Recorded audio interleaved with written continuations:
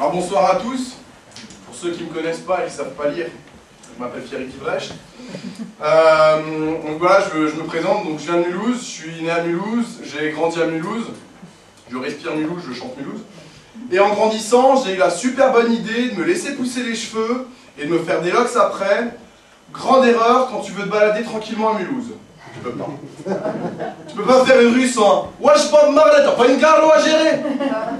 Alors à ce moment-là, deux solutions s'offrent à toi. Soit tu es le genre de personne qui est pas trop en manque de thunes et qui est assez pressé, tu dis oui. Donc tu sors ton paquet tout neuf, normal, t'es riche. Et t'as environ une chance sur deux pour qu'il y a 15 potes au mec que t'avais pas vu avant qui débarquent et qui te vident gentiment ton paquet. Autre solution pour les pauvres qui ont du temps et qui sont un minimum courageux, tu dis non. Alors là, en général, c'est parti pour 15-20 minutes de « Eh, vas-y, fous-toi pas de ma gueule, mais fais pas ton ras, sale mytho, t'as vu ta tête, je sais que tu fumes, donne-moi une clope !» Normalement, au bout d'un moment, le mec se casse, et tout en t'insultant, sort une clope de son paquet et se l'allume. Alors ça, c'est les jours où t'as de la chance, parce que tu peux tomber sur un ou plusieurs mecs qui ont oublié de manger des fibres le matin, et là, t'appliques les gestes de survie mulhousiens.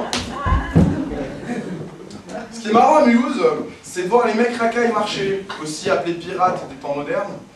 Ah, ils sont toujours 3 ou 4 en ligne et se passer 2 mètres chacun, pas se foncer dedans à cause des écarts qu'ils font en marchant.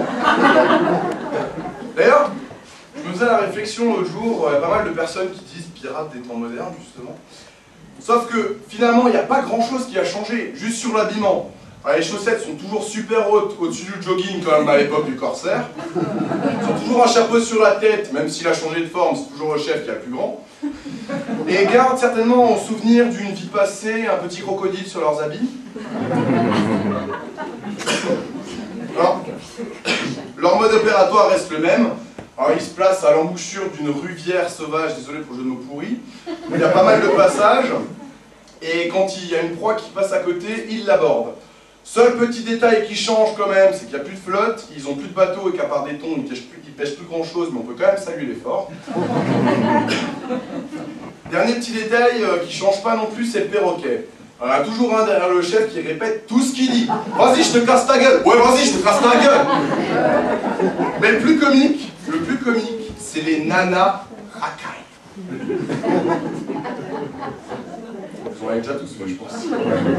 Bon, c'est vrai que tu te demandes quand même si c'est une nana quand tu l'entends parler. Hein. Moi, je m'en bats les couilles, j'ai niqué sa mère, stop, pute. Ah ouais, quand même. Alors, soit elle a subi une opération, soit elle a jamais baissé les yeux sur la douche. Hein, Une fois, histoire véridique, je vous jure, j'étais rue du Sauvage, en face de la galerie de la Fnac, donc après-midi normal à Mulhouse, hein, donc pas de soleil, pas d'oiseaux, pas les pigeons. Et là, tout d'un coup, voiture de la BAC qui arrive, coup de frein à main, les mecs qui s'engouffrent dans la galerie. Environ 20-30 secondes, c'était rempli de fourgonnettes de flics, de CRS, des flics à pied, bref.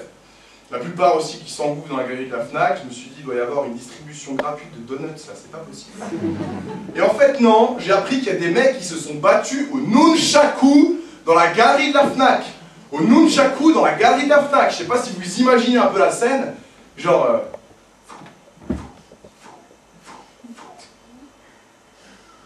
Cette galerie est trop petite pour nous deux. Les mecs, ils sont pris pour Jackie Chan. Ils ont trop dû regarder Kung Fu Panda, je pense. Merci.